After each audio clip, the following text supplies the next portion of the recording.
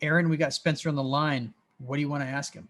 How do you start off by finding new investors? So, we have a lot of different ways for investors to get in touch with us. Going on podcasts is a great way. Mhm. Podcasts are just amazing because it allows, a potential investor to kind of get to know you, to kind of get your thought process.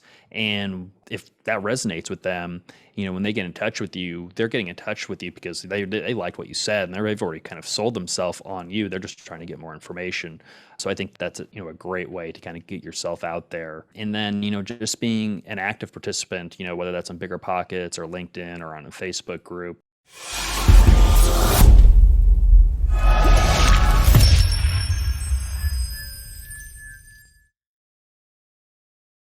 Welcome to the Diary of an Apartment Investor podcast. I'm your host, Brian Briscoe with Four Oaks Capital. Very excited for today's show. We've got two amazing people on the line with us for one of our Ask the Expert episodes.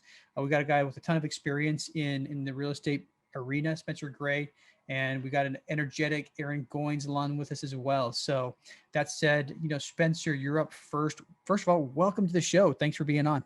Hey, Brian, I really appreciate you having me on. I've been looking forward to this. And it's going to be a great show. Yeah, gonna be awesome. So let's start with this. Let's start talking about your background and history and kind of lead us up into how you got into apartment investing.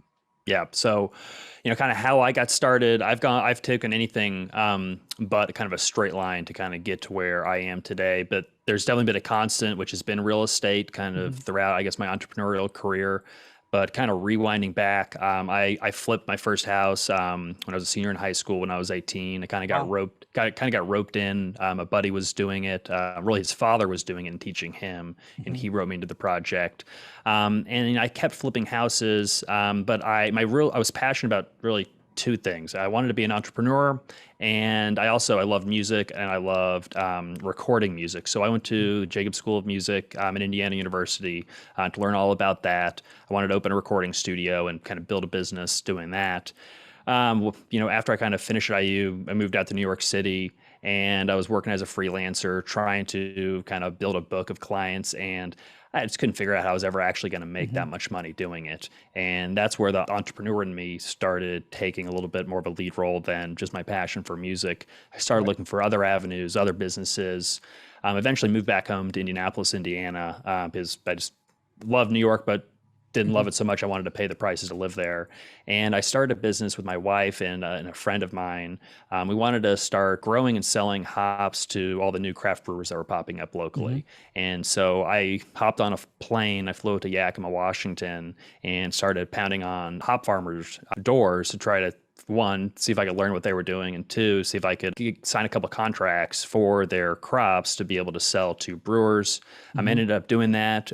We were the fastest growing hop brokerage in the Midwest, one of the fastest growing just small brokerages really in the country. Ended up selling that business around 2015. And it wasn't it was a successful business, but it wasn't very scalable. And so I was looking for a more scalable business to kind of move into. And I had continued to flip houses, and I was getting really into Bigger Pockets, reading about multifamily. And I said, I think, this is the business that I want to pursue. And so I just started networking, and my first multifamily deal, I co-sponsored multifamily acquisition, 220 unit value add project here in Indianapolis, Indiana. Still didn't know really what I was doing, but I was able to partner with a great team where I was able to learn a lot, leverage their experience.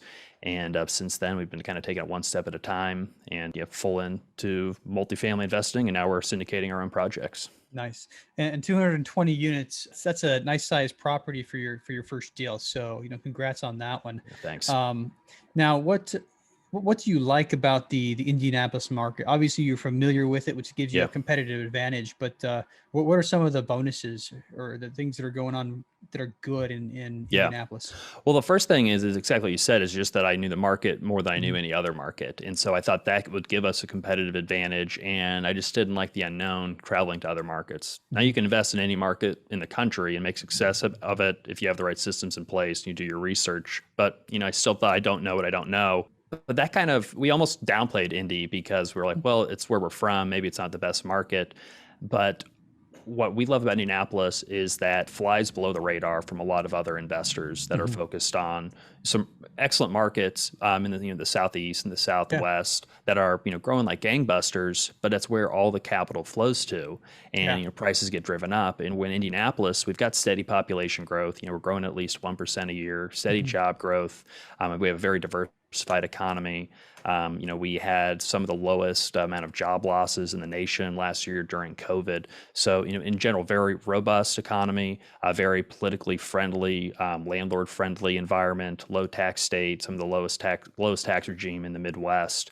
But we still trade 50 basis points higher in cap rate compared to most other markets around us, even in the Midwest, not even compared to some of the higher growth markets. So we can get access to, a market with some really strong fundamentals, but get just a little bit better yields and returns out of it. And then we know it. So I think that's a recipe for success. I mean, flying underneath the radar, I think, like you said, a lot of the focus is on Southeast, the Sun Belt, as people are calling it. So a lot of people are moving from north to south. So I think a lot of investors don't even think to look at Indianapolis. And I understand Columbus, which isn't too terribly far from Indianapolis, is also doing very well at this time too. So lots of goodness going on there. And the key point in all of this is you guys know that market better than anybody else, that's not in the market yourself. So we could go to the Southeast and just about throw a dart at the board, pick a market, and there's going to be some strong growth.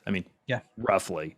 But in the Midwest, you don't want to do that because not every market is created equal. There's the Clevelands that have seen a lot of decline, and the St. Louis's that are relatively kind of just stagnant. And then there's a handful of markets, like you said, Columbus, Indianapolis, and Kansas City, and Cincinnati, also to a slightly lesser degree, that are performing pretty well. But if you don't know that, and if you don't know the specific areas and the networks, it can be a little bit challenging and harder to get into.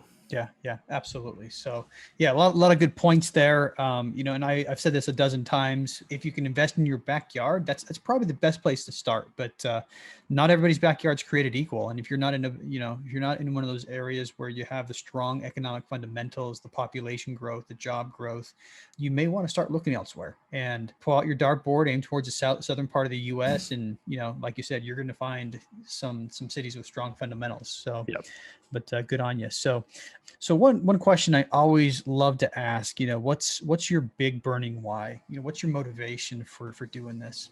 Yeah. So, on the surface level, like I said, I've always been passionate about building a business. And I think that, multifamily syndication is a great way to build a business and scale. But, my real why for, why do I even want to build a business is, really financial autonomy and really just personal autonomy and freedom. I want for myself and my family to be as in control of our lives as we possibly can, and be as self-sustaining and self-reliant as we can be, and have as many choices on the table as possible. And so if we want to choose to live somewhere different, travel somewhere, take make a change, we have the ability to do that.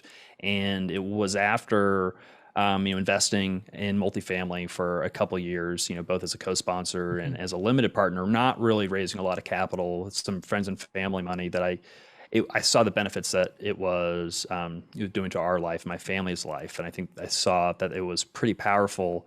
And honestly, I just got I was inspired to, be able to help others kind of find this investment vehicle and this path as an option, to invest in. And so if I could help others, pursue that same goal, because so many people are looking for some degree of financial independence. So that's really what drives me. Yeah, and I think that resonates with a lot of people. I mean, just being able to have the time to enjoy the things that you want to enjoy, the autonomy, like you talk about, being able to, I guess, not be tied to a location, and I've, for the last 20 years, most people who listen to the podcast know I'm retiring from the military in about a month, but unfortunately that has reduced my autonomy, and it's really kind of made me realize that, man, I wish I had that autonomy, and pushed me in the same direction as you went into. So good for that. All right. So next question for you. Can you walk us through one of the deals you guys that you've done? Either sponsor, co-sponsor, or whatever. Yeah, so we kind of have two different investment silos. One's more of it's a value add silo which Yep. a lot of your listeners are probably familiar with, and then we also have a core plus silo, which is a little bit newer kind of addition to our acquisition criteria. And so we acquired a property last year, kind of in the middle of COVID. We closed, I think, in December 2020. We never bought a property this new. It was a 2018 construction, so essentially more or less brand new. Right. It was a 264 unit project, and it was a big challenge for us, from a capital raise standpoint, in just a business plan, kind of putting the team together. Because obviously there's large loan guarantees that you have to set up, and finding earnest money, putting down earnest money. But it's also the most intimidating project we had ever pursued to date. But it ended up being the easiest project to actually get through and close once the pieces were all put together. And it has been one of the, it's still very early on. We've only owned it for, less than 6 months at this point. But so far it's one of the smoothest projects that we've operated. So, and it's one of those lifestyle, assets that has, the full resort style swimming pool, beautiful, workout facility, individual private access garages for every single unit. And it's just a very attractive suburban, luxury apartment community.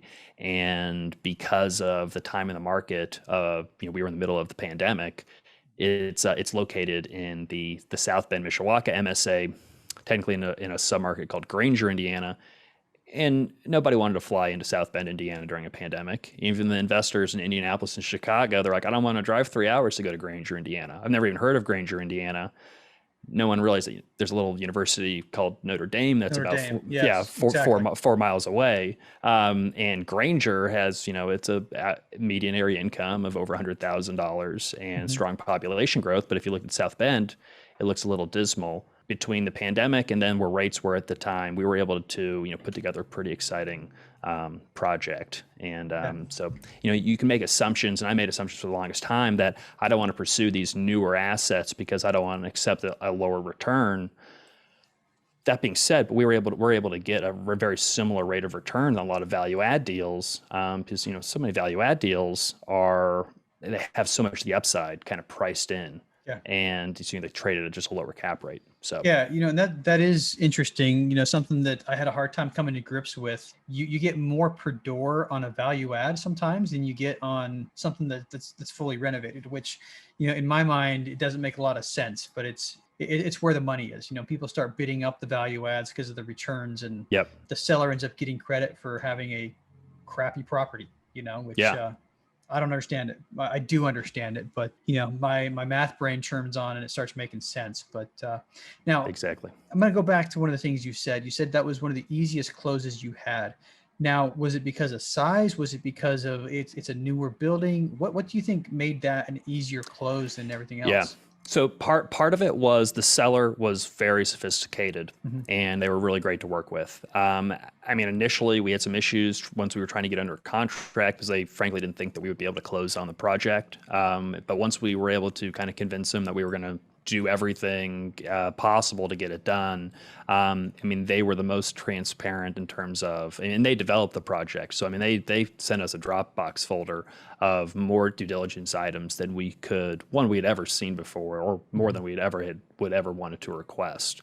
So they were just very straightforward. We stayed in constant communication with them, and so from just that aspect, it was very smooth. And then because it was new construction, it's not like we had to go back 10 years. What happened 10 years ago? What happened 20 years ago? Oh, yeah.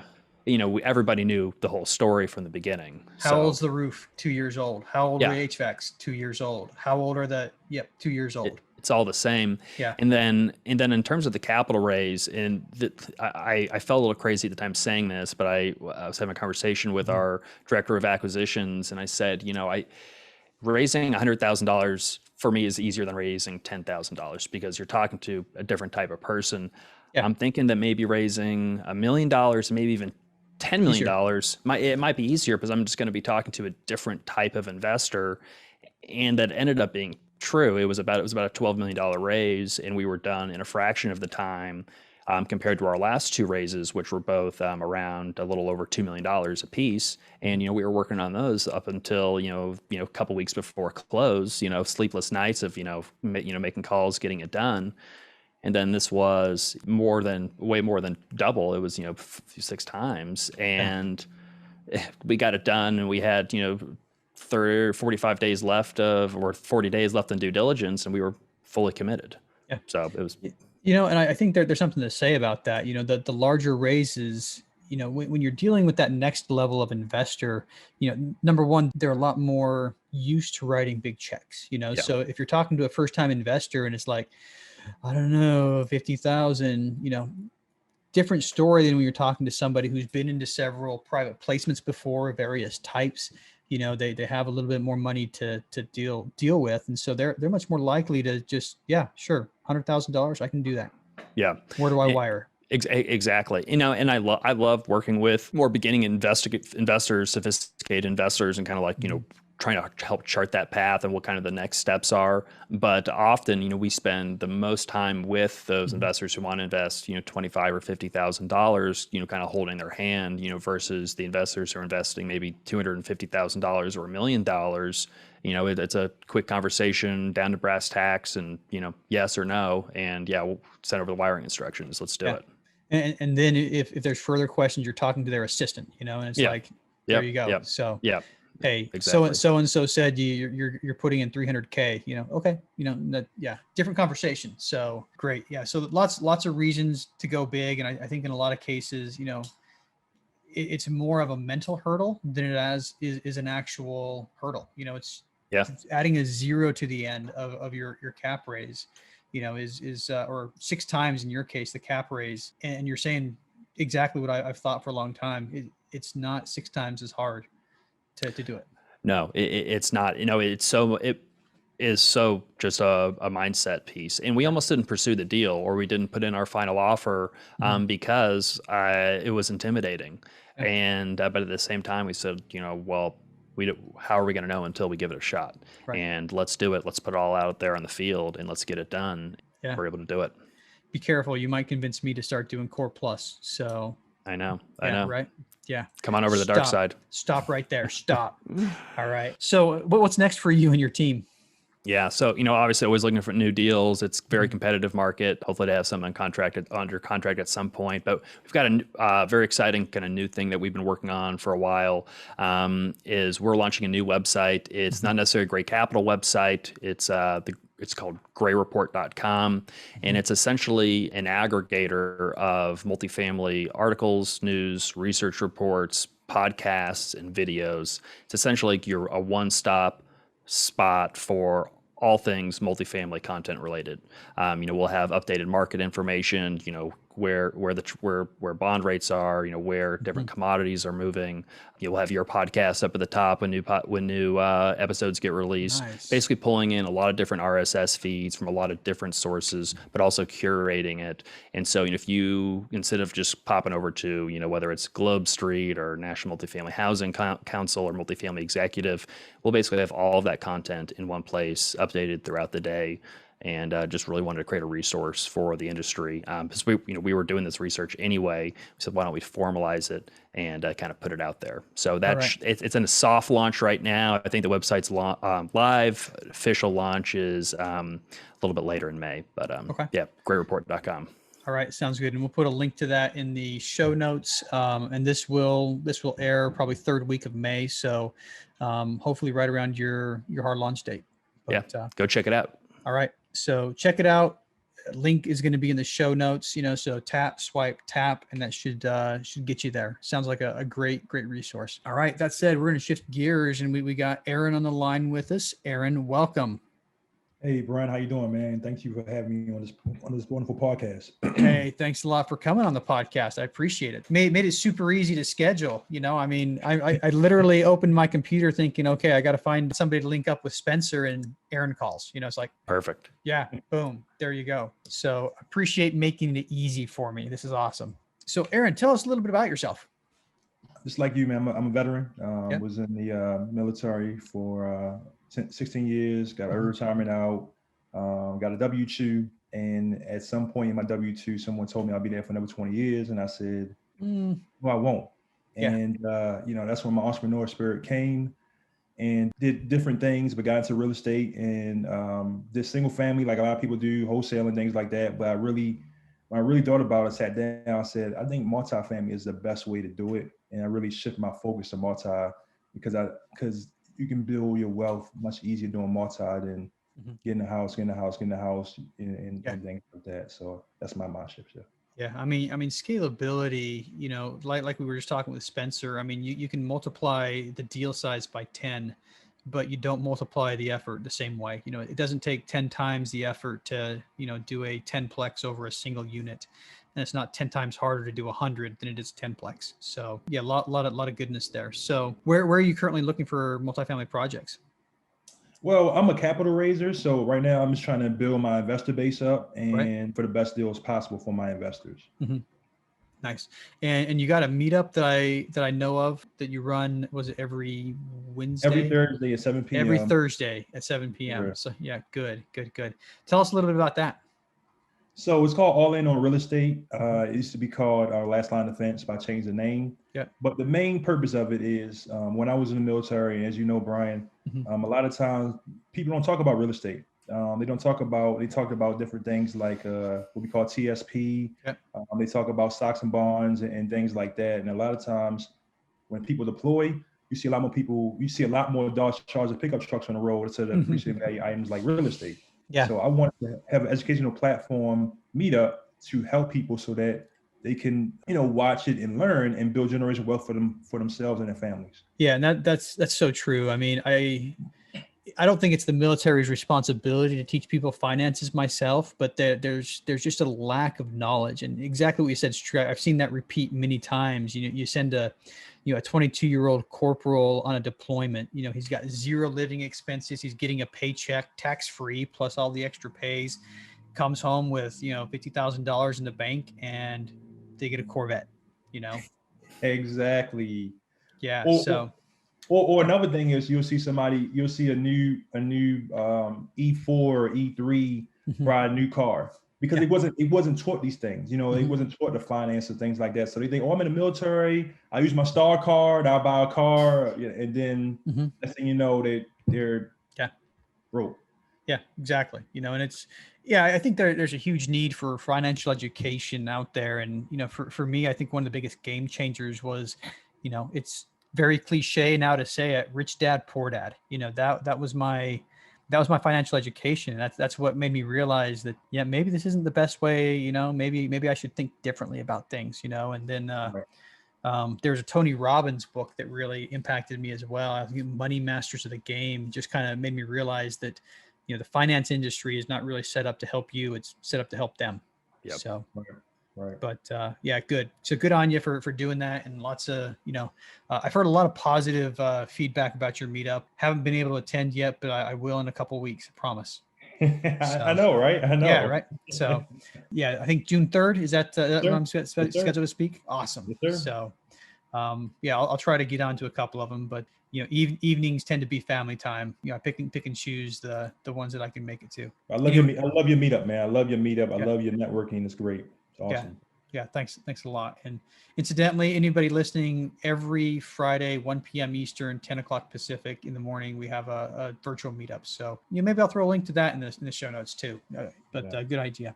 So Aaron, let's talk about your big burning why. What motivates you? What keeps you active in this business? Well, I think a lot of people, just like myself, we want to be financially free. We want to get to that point. But my big why is I want to spend more time with my kids. Being military, being away from them so much, I want to be able to spend more time with them during the high school years. It's very, very important, especially with a dad who's not there all the time to really help them during this path frame. It's just a valuable time. So my big why is to spend more time with my kids and also travel the world. Yeah. And that's something that definitely resonates with me. I've missed years of my kids' childhoods just to, deployments and military service, and can't get that back. So, part of my big burning why is the exact same thing, to not miss, my kids growing up. So, I got two older kids, 21 and 18 right now. And, I wish I was more involved in their childhood just because of what happened. But, I got 3 younger kids that I still have a chance to do that. So, yeah. But anyway, very, very much resonates with me. And, I think a lot of guys in our position are saying the same things. So, well, that said, Aaron, we got Spencer on the line. What do you want to ask him? So Spencer, man, thanks a lot, man. And thanks for the opportunity. No, absolutely, Aaron. So my first question is, as a capital raiser, how do you find material? Because I know I'm a little more advanced, but how do you find materials for your drip campaigns? Yeah. So like on like the email, like a drip campaign. Yeah. Yeah. So, we use a variety of content, mostly for our drip campaigns. It's all original content to us, whether that is, original blog posts or, videos that we'll do. So primarily in the emails that we send out, it's mostly original content. That being said, for the newsletter that we put out, that's aggregating content from all over the place from different sources. So we definitely do a combination. But when we're trying to kind of front load our potential investors, we want to front load as much value as we can to them. And if that's coming from us, we feel like that's even better. But I think as long as you're sending something is better than nothing. Yeah. Right. Yeah. I like the original content, especially up front. I mean, if you keep on pointing them to other directions, they're going to go off. They're going to go off another direction. Yep. If you're the one that's creating the content and you're giving them original content, they're more likely to stick with you. Yeah. And I think it just goes to show that, you have, just robust amount of information, and the fact that they're going to be consuming that information written by you, there's that thought of, okay, well, they know this, they're the expert on this. They're not delegating this out to, some other source that's writing it. They know what they're talking about. So my next question is, and it's a more basic question, but how do you start off by finding new investors? Yeah. So we have a lot of different kind of lead magnets, and I guess a lot of different things going on. So we have all of our original content that we put out just organically. So whether we have a YouTube channel, we're going to be launching a podcast here in the next couple of weeks. Our website that's going to be coming out as well, which isn't like a direct marketing platform for us, but the idea is to kind of eventually, funnel people over to the Gray Capital website. And we also do a lot of, we do some paid ads. So we do a lot of Google paid ads as well, search ads, display ads, YouTube ads. So, we have a lot of different ways for investors to get in touch with us. Going on podcasts is a great way. Podcasts are just amazing because it allows, potential investor to kind of get to know you, to kind of get your thought process. Yes. And if that resonates with them, when they get in touch with you, they're getting in touch with you because they liked what you said, and they've already kind of sold themselves on you. They're just trying to get more information. So I think that's a great way to kind of get yourself out there. And then, just being an active participant, whether that's on Bigger Pockets or LinkedIn or on a Facebook group. I know like Brian, you're very active on LinkedIn. You've been active on Bigger Pockets. I'm pretty active on Bigger Pockets. I'm active on LinkedIn. I could be more active, but just being, like there's old saying, you got to circulate to percolate. You got to be out there. You have to be present. And, there's a lot of people getting in this space, a lot of syndicators, a lot of capital raisers. And I think, obscurity is the biggest enemy, because when an investor decides they want to invest in multifamily, it's, who do they know? Who have they heard of? What name have they seen? And they're going to look up that person. They're not going to necessarily continue to search to find you. You have to keep popping up to be on the top of mind. So that leads to a lot of just consistent material being put out. So when they do make that decision, okay, I'm going to take this step. I want to get in touch with a couple sponsors. Who are the sponsors that I know? Well, these 2 or 3 guys, they've popped up enough. I'll get in touch with them. Yeah. And I've had people speaking, I'm just adding on to what he said. I've had people call me up and say, I feel like I know you already. Yeah. I've never talked with them, but they've heard this podcast, or they've heard me on other podcasts, or they follow me on LinkedIn. And I get a lot of calls where, hey, let me introduce myself. It's like, yeah, you know what? I know you. So let me introduce myself. I've had several conversations start out that way. And the other thing about, what he's saying, that the LinkedIn presence, a lot of the people, like yesterday, I had somebody call me. I haven't seen him in 3 years, haven't heard from him in 3 years. He was my neighbor in San Diego, called me and said, hey, Brian, I got some questions for you, And, people who you've been connected with a long time ago, they're going to start seeing it. And they're Yeah. going to start seeing you in a different light. And you're no longer, in my case, I've stopped being Brian the Marine, and I'm now Brian the apartment investor to him. So Yeah. my 2 No, cents. I think that's huge.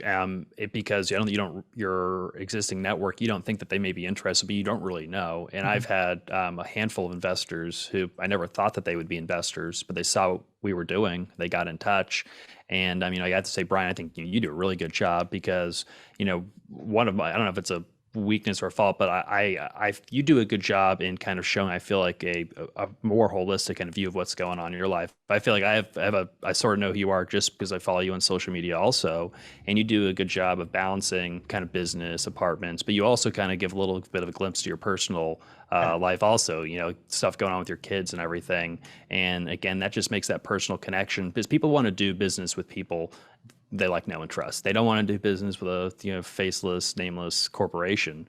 And so, it's all right. I see what this guy's doing. He seems like a real person. Okay, I can have a conversation with him. Okay. Makes a lot of sense. Makes a lot of sense. So the next question I got is, how do you find your niche? Now, what I mean is, how do you find your niche of investors, or what made you target certain investors for your niche?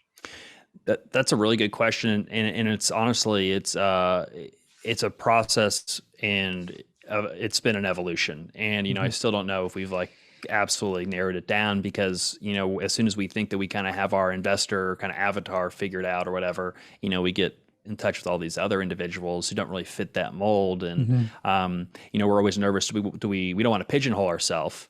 But at the same time, you do kind of have to have, really have a specific brand, and if I had to kind of sum up our, a typical investor, it's it's an older millennial. It's, working in the Bay Area, maybe in tech, or, they have a high paying W-2 job.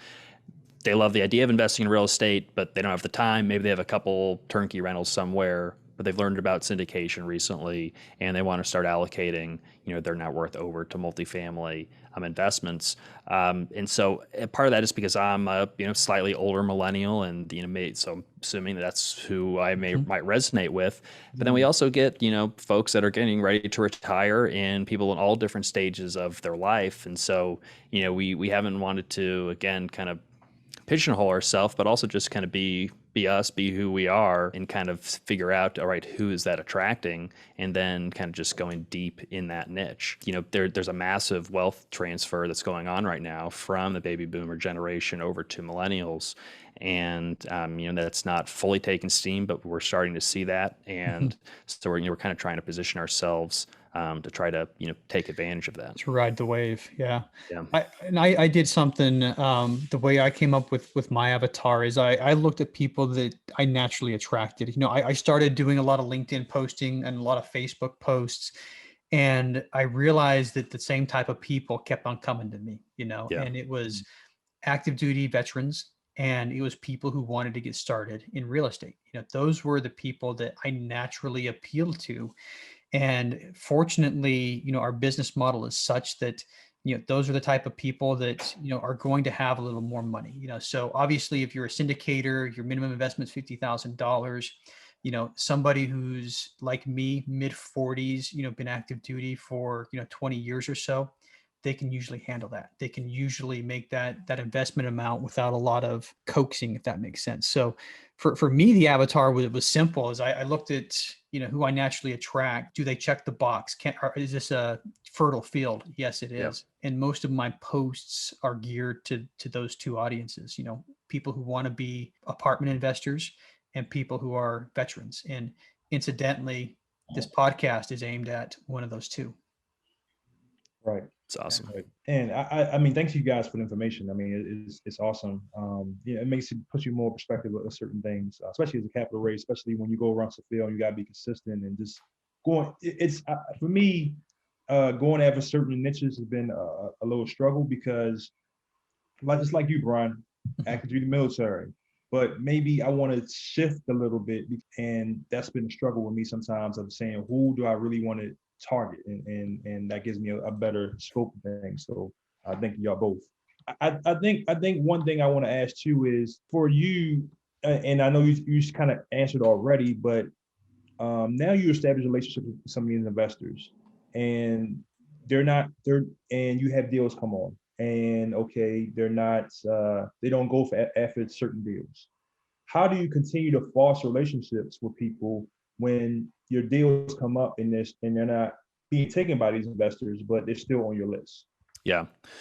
So, we take a approach with, everyone who's an investor or a potential investor of not focusing on doing, one deal and not do one deal with us, but just one deal in general. We really look at it from you're going to build a portfolio of syndicated investments. You're not just going to invest in one property. You're going to try to build a portfolio of at least 5 investments, because that's when you start to really get advantages of diversification. And we tell them, don't just work with us, get operator diversity.